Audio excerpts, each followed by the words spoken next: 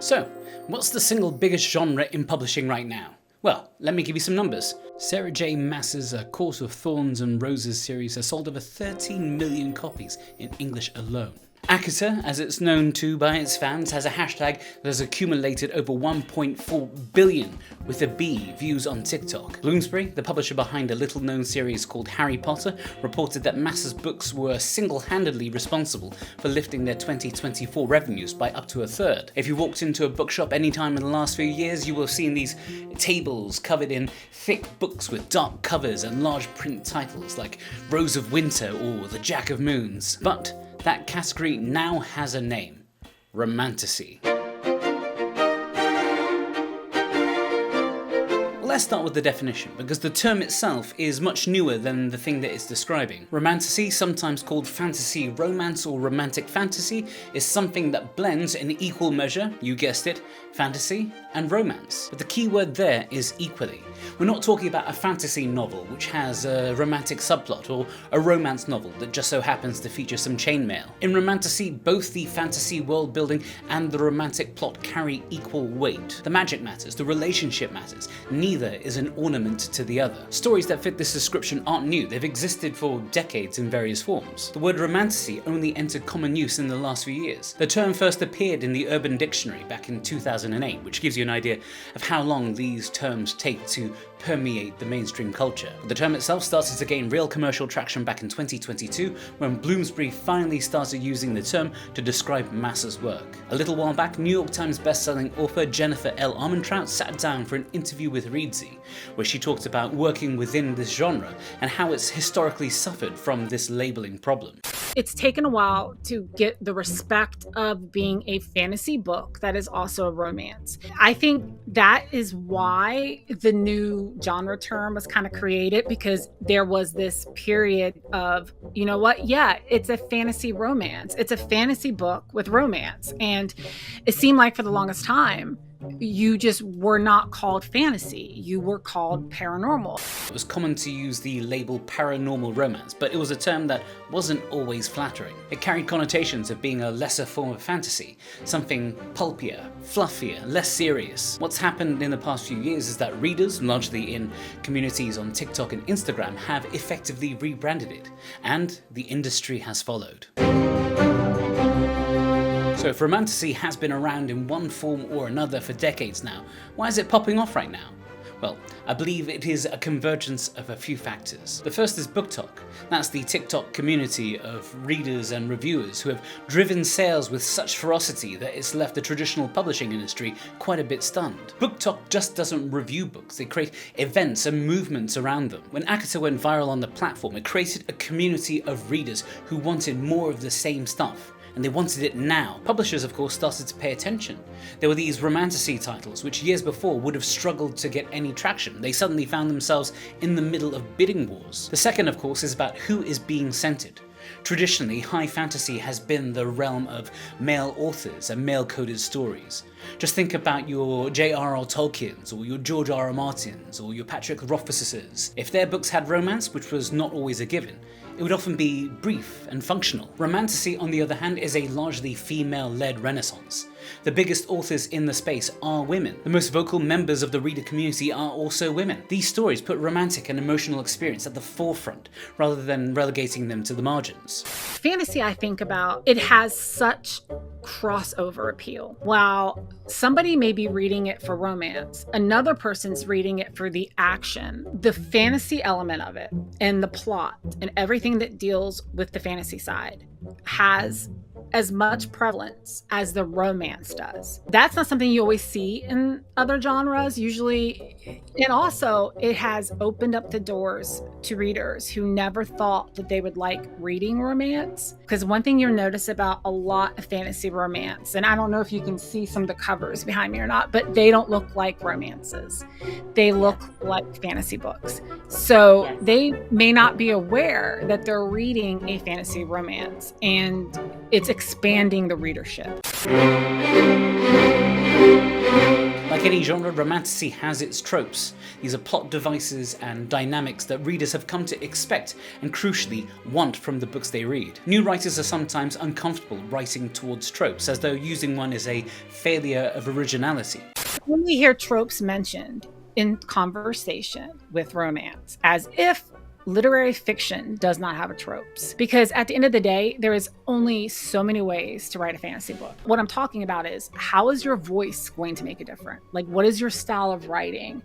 And you don't even have to know what that is. You probably might not even know what that is, but your version will be different than the other trope, but you're not going to be able to escape the tropes. Okay, so speaking of tropes, let's look at 3 of the most common ones that pop up in the romantasy space. First of all, let's talk about enemies to lovers. Right now, this is probably the dominant romantasy trope, and for good reason. 2 characters who despise each other, but through circumstances are forced into proximity, with chemistry crackling under all that hostility. It's a formula that can generate almost infinite dramatic and romantic tension. The reader will know where it's all going, but that's not really the point. Half of the fun is seeing how the author keeps our characters apart by putting obstacles between them. Stephanie Garber's Caraval does this well. The protagonist, Scarlett, meets a mysterious Julian on an enchanted island and immediately decides he's untrustworthy and infuriating. But as they get deeper into a deadly game, she has to rely on him if she has any chance to rescue her sister. The slow erosion of this hostility into something else is what drives the reader forward page after page. A warning about writing enemies to lovers. The line between compelling antagonism and characters who are just nasty to each other can be pretty thin. The reader has to want them to be together at the end. If either one of them is irredeemably cruel to the other one, that interest would just quickly dissipate. The next trope is a love triangle, in which 2 people are in love with the same person. Technically, this is more of a love V or a love lambda, depending how you're doing this, but let's not be pedants about this and call it by what it's known, the love triangle. The love triangle works because it kind of doubles the tension. There's not just will they end up together, it's which one of them will she choose. A well-constructed love triangle will give you genuine reasons to root for either one of the suitors, so you won't really know until the final page. Su Lin Tan's Daughter of the Moon Goddess, a duology inspired by Chinese mythology, does this with 2 very different love interests for our protagonist, Xing Yin, who's the titular daughter of the Moon Goddess. She is torn between the charming Crown Prince Li Wei and the enigmatic Captain Wen Zhe. Both are compelling characters, both are serious contenders, and that's the trick. And then we have the fake relationship. This is where 2 characters agree to pretend like they're in love for some sort of mutual benefit, and predictably, eventually, the fake bits fall away. Rom-com fans will know this trope from movies like The Proposal and To All the Boys I've Loved Before. It's a dynamic that's not a million miles away from enemies to lovers. By having to work together and act like they're in love, there is that forced proximity that's at the heart of so much great romance. Somewhere in the performance that our heroes are putting on, something real starts to emerge. Tasha Suri's Empire of Sand, set in a Mughal India-inspired world, takes us in an interesting direction. Mare, the illegitimate daughter of an imperial governor, is forced into an arranged marriage with Amun, a mystic who refuses to consummate their marriage as they conflict with his vows. However, they must work together to maintain this fake relationship, not just for convenience, but because it's the only thing standing between Mare and serious danger. So there are life and death stakes behind this newly formed relationship, which means there is an added weight, an added depth to this relationship between Mare and Amun. What the genre rewards is not novelty for its own sake, but a distinctive voice with the form that readers already love. Someone who can take that enemies to lovers dynamic and make it feel new because of the specificity of their world building and character dynamics. If you like this, remember to hit like and subscribe. Thank you. If you're a writer looking at this genre and thinking you might want to get involved, which is, commercially speaking, not the worst instinct to have, then there are a few things you may wish to bake into your writing right from the start. There's the meet cute, or is quite common in romantasy, the meet disaster. The first meeting between your romantic leads will often set the tone of the story that's to come. In romantasy, first meetings tend to be charged. There's often a spark, even if that spark is hostility or suspicion rather than obvious attraction. Let's have a look at Rebecca Yarris's Fourth Wing, which centers on Violet, a dragon rider and the daughter of a general. On her first day at the War College, she meets her future love interest, a slightly older student, whose father was executed by Violet's mother. Violet and Xaden argue within the first seconds of meeting, and Violet has this belief that he might kill her if he ever gets the chance. While their first meeting is far from sweet and wholesome, it does have this immediate spark of tension, right? Something and that's especially delicious if you're a fan of enemies to lovers. Not all first meetings have to be antagonistic, of course, they just need to be memorable, something that will stick in the reader's imagination so that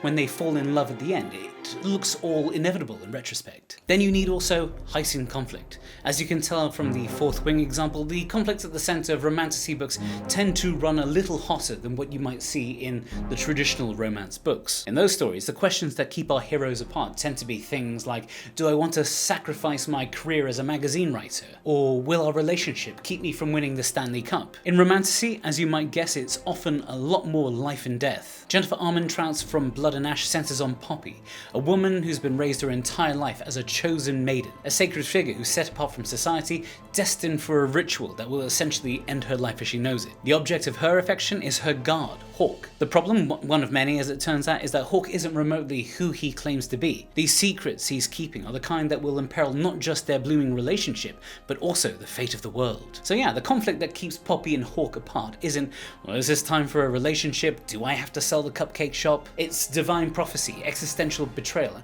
and the very real possibility that her entire life has been a lie. That's the register that romantasy tends to operate in. The obstacles are proportionate to the world they're in, and accordingly, the emotional payoff when it comes should be proportional to those obstacles. And finally, I want to talk about the happily ever after. This is not optional. The big thing that romantasy has inherited from the romance genre is the HEA, happily ever after. This is a genre requirement, not a creative choice. Readers come in with this expectation, violate it, and they will hate it. They will savage you online in their reviews, and they will never speak about you ever again. If you want to write a book that has a sad ending or a complex ending, don't sell it as romantasy. Don't package it for those readers. So what does this mean on a practical level? It means that the protagonists end up together at the end, and readers have a reasonable expectation that they will stay that way. In a series, readers will be willing to wait, sometimes through multiple books of bubbling, unresolved tension. But this is with the expectation that the final volume will deliver the happily ever after. These readers are patient, but they're keeping receipts.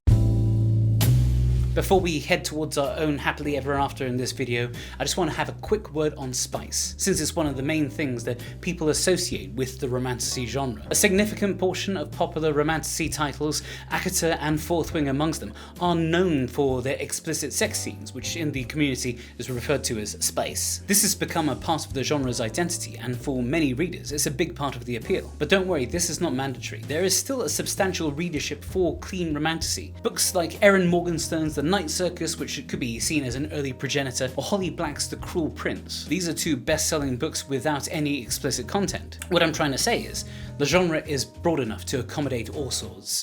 And if you're not really comfortable with reading it, please God, don't write it, because it's going to be bad. You're going to end up on like one of those end of the year things where people like the worst written sex scenes. There are books that the sex is never really on the page, but people would say that book is very sexual.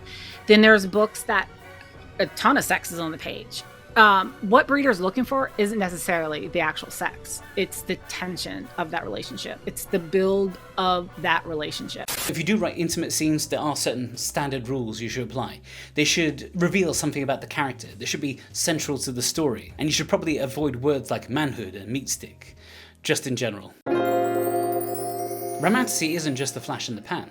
The community that drove its rise, young people, primarily on social media, primarily women, aren't going anywhere. They are great in numbers, they are loyal, and they're actively looking for the next thing to love. Publishers are actively chasing that readership, which means that advances in this genre are currently some of the highest in commercial fiction. But that doesn't mean that you should be writing romantasy cynically. Readers will always smell that from a mile away. But if this is a space you are drawn to, if you do read these books, if you do love the sprawling world building of fantasy and the emotion of romance, then this is a moment worth paying attention to. If you're already working on a romantasy project and would like some experienced editorial feedback, someone who understands the genre and can help you make sure that the fantasy and romance elements are both pulling their weight, then check out Reedsy's handpicked community of editors. Sign up for your free account today and you can meet them. Okay, remember to like this video and smash the subscribe button. I've been Martin from Reedsy, and I'll see you on the shelves.